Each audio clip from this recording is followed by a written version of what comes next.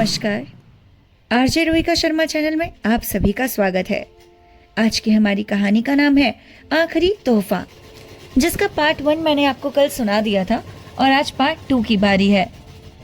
इस कहानी के जो मुख्य किरदार हैं वो है अमरनाथ जी। तो कहानी 1947 से बहुत पहले की है, जब हमारे देश में स्वदेशी सामान को एक्सेप्ट किया जा रहा था और विदेशी को बहिष्कृत किया जा रहा था। उस समय अमरनाथ की प्रेमिका अमरनाथ से कहती है कि जाओ मेरे लिए रेशमी साड़ी लेके आओ, जो कि विदेशी वस्तु मानी जाती है। अमरनाथ जी बड़ी मुश्किल से इधर उधर सर छुपा के मुंह छुपा के जाते हैं। वापस आ ही रहे होते हैं कि एक स्त्री उनका विरोध कर देती है और बहुत ज्यादा कहा सुनी होने के बाद वो स्त्री उसी साड़ी को अपने पास रख लेती है और कहती है कि अगले दिन अमरनाथ जी आप यहाँ आइएगा और मुझे अपनी बीवी के वहां लेकर चलिएगा।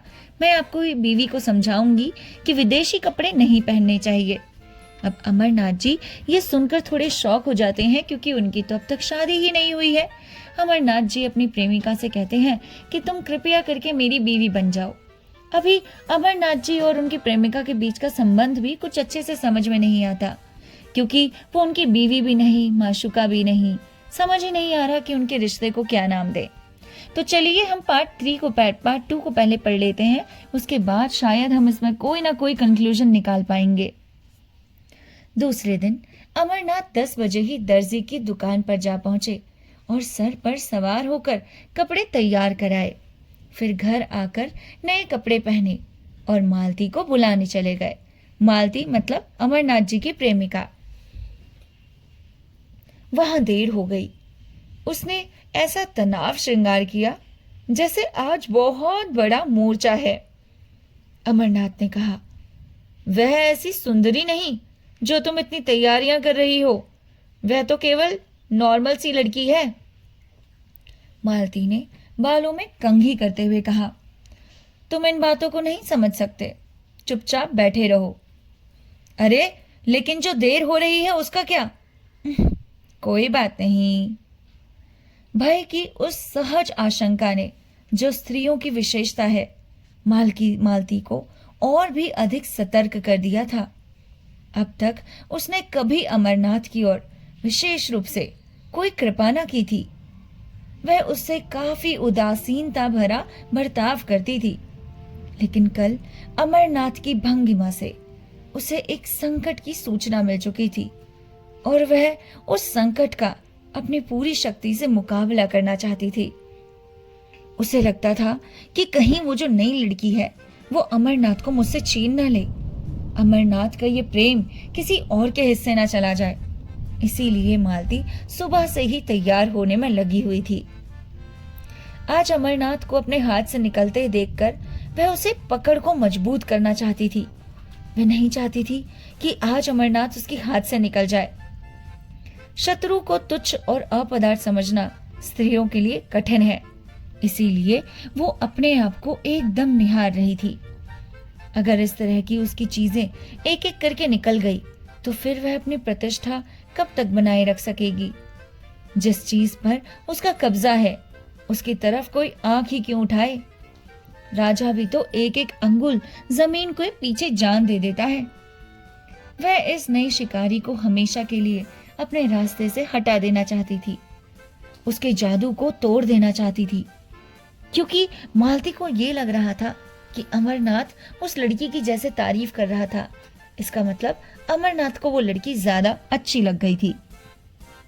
शाम को वह परी जैसी अपनी नौकरानी और नौकर के साथ लेकर अमरनाथ के घर चली। अमरनाथ ने सुबह 10 बजे एक मर्दाने घर को जनानेपन का रंग देने में खर्चा किया था। ऐसी तैयारियां कर रखी थी जैसे कोई अफसर मुआयना करने वाला हो। मालती ने घर पर पैर रखा तो उसकी सफाई और सजावट देखकर वह बहुत खुश हुई। जनाने हिस्से में कई कुर्सियां रखी थी। बोली, अब लाओ अपनी देवी जी को, मगर जल्द आना वरना मैं चले जाऊंगी। अमरनाथ लपके हुए विलायती दुकान पर गए। वहां पर आज भी धरना था, तमाशाइयों की वही भीड़, लेकिन वहां देवी जी नहीं थी। पीछे की तरफ गए तो देवी जी एक लड़की के साथ उसी भेस में खड़ी थी। अमरनाथ ने कहा, जरा सुनिए, माफ कीजिएगा, मुझे थोड़ी देर हो गई है, मैं आपके वादे की याद दिलाने आया हूं। देवी जी ने कहा, अरे नमस्कार, मैं तो आप ही का इंतजार कर रही थी। चलो सुमित्रा, जरा आपके घर हो आए, कितनी देर है? अमरनाथ, बहुत पास है, एक तांगा कर लूंगा। 15 मिनट में अमरनाथ दोनों को लिए हुए घर पहुंचे। मालती ने देवी जी को देखा और देवी जी ने मालती को। एक किसी रईस का महल था, आलीशान। दूसरी किसी फकीर की कुटिया थी, छोटी सी तुच्छ। रईस के महल में आडंबर और प्रदर्शन था, फकीर की कुटिया में सादगी और सफाई। मालती ने देखा, भोली लड़की है जिसे किसी तरह सुंदर नहीं कह सकते, पर उसके भोलेपन और सादगी में जो आकर्षण था, उससे वह प्रभावित हुए बिना रह न सकी।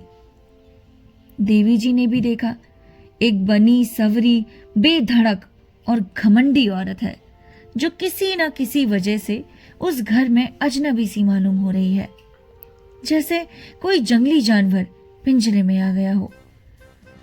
अमरनाथ सर झुकाए मुजरिमों की तरह खड़े थे और ईश्वर से प्रार्थना कर रहे थे कि किसी तरह आज पर्दा रह जाए। अमरनाथ चाहते थे कि बस इन देवी जी को पता न चल जाए कि मालती से मेरा विवाह नहीं हुआ है, इसीलिए अमरनाथ बस ढोंग कर रहे थे। देवी ने आते ही कहा, बहन, आप भी सर से पांव तक विदेशी कपड़े पहने हुई हैं। मालती ने अमरनाथ की तरफ देखकर कहा, हाँ, मैं विदेशी और देशी के फेर में फेर नहीं करती। कपड़े तो कपड़े हैं, जो ये लाकर देते हैं वह मैं पहन लेती हूँ। अरे लाने वाले तो ये हैं, मैं थोड़े ही बाजार जाती हूँ। देवी ने शिकायत भरी आंखों से अमरनाथ की तरफ देखकर कहा, आप तो कहते थे कि इनकी फरमाइश है। झूठ कहते थे आप, यहां तो आपका ही कसूर निकल आया।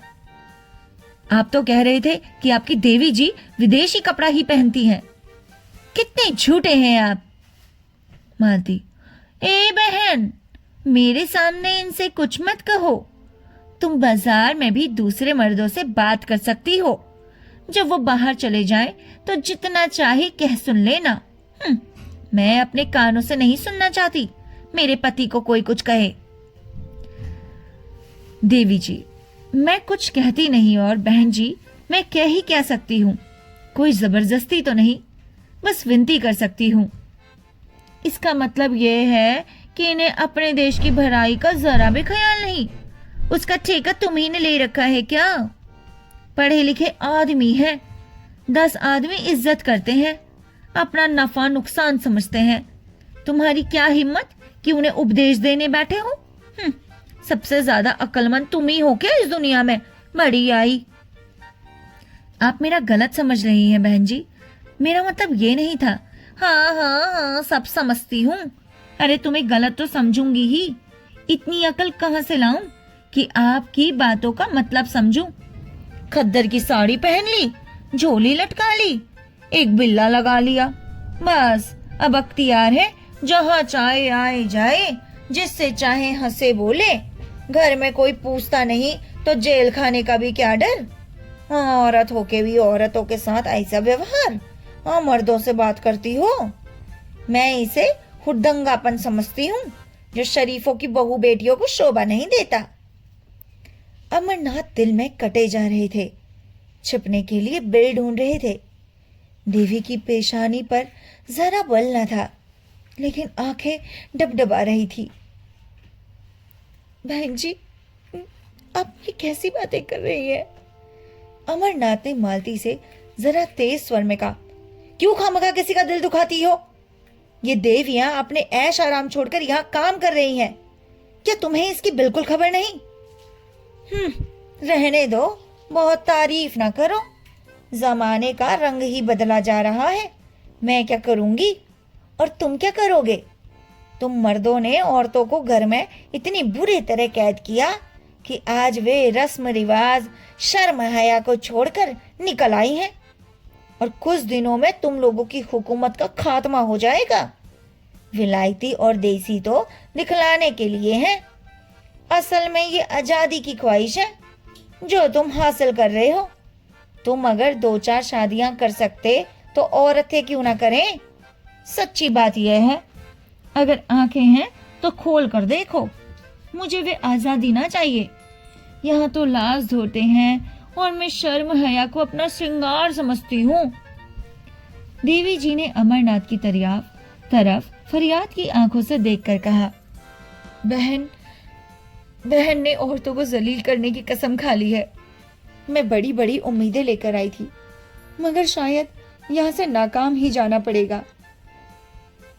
अमरनाथ ने वह साड़ी उसको देते हुए कहा, नहीं, आप बिल्कुल नहीं, नाकाम आप नहीं हो जाएंगी। हाँ, जैसी कामयाबी की आपको उम्मीद थी वह ना होगी।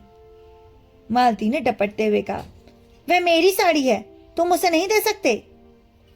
अमरनाथ ने शर्मिंदा होते हुए कहा, अच्छी बात है, नहीं दूंगा।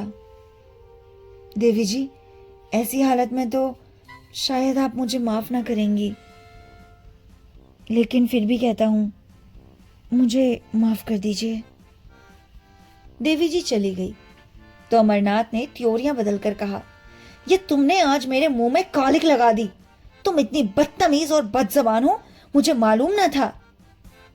मालती ने रोषपूर्ण स्वर में कहा, हाँ, तो अपनी साड़ी उसे दे देती क्या? मैंने ऐसी कच्ची गोलियां नहीं खेली हैं। अब तो बदतमीज भी हूं, बदजबान भी। उस दिन इन बुराइयों में से एक भी ना थी जब मेरी जूतियां सीधी करते थे। इस छोकरी ने मोहिनी डाल दी। जैसी रूह वैसे फरिश्ते, मुबारक हो। यह कहती हुई मालती बाहर निकली।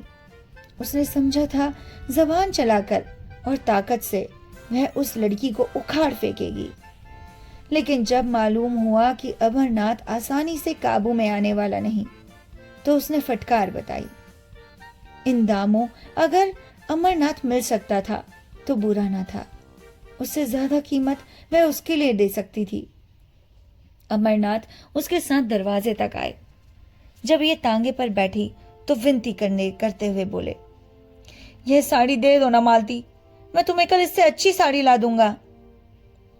मगर मालती ने रूखेपन से कहा, यह साड़ी तो अब लाख रुपए पर भी नहीं दूंगी।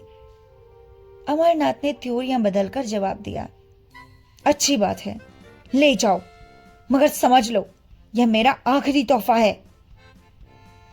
मालती ने होठ चढ़ाकर कहा, इसके परवाह नहीं मुझे, तुम्हारे बगल में मर नहीं जाऊंगी, इसके तुम्हें यकीन दिलाती हूं। चलो तांगे वाले भैया। और ये कहते ही कहानी यहीं पर ही समाप्त हो गई। कहानी का अंत काफी ही अजीब था, यानी कि मालती ना तो अमरनाथ जी को मिली, ना ही मालती को अमरनाथ जी। अमरनाथ जी के दिल में भी उस लड़की के लिए, यानी कि कह लीजिए उस देवी जी के लिए, एक अलग ही भाव जग गया, जहां पर उन्हें ये लग रहा था कि शायद ये देवी जी बिल्कुल सही है। ये तो हमारे देश को आजादी दिलाने में जुटी हुई हैं, ये तो वीरांगनाएं हैं, और मालती इनके साथ इस प्रकार का व्यवहार कर रही है। क्या मालती को ये सब कुछ करते हुए शर्म नहीं आती? अमरनाथ की नजरों में मालती का जो पद था वह तो नीचे गिर ही गया, जो प्रेम था वो सब खटक गया, और देवी जी के लिए प्यार, प्रेम और समर्पण जाग गया। ये कहानी आपको कैसी लगी हमें कमेंट करके जरूर बताइएगा। मिलते हैं आपसे नेक्स्ट कहानी के साथ। तब तक के लिए नमस्कार, अपना ख्याल रखिएगा, और हाँ, हमारे चैनल को सब्सक्राइब करना बिल्कुल भी ना भूलिएगा।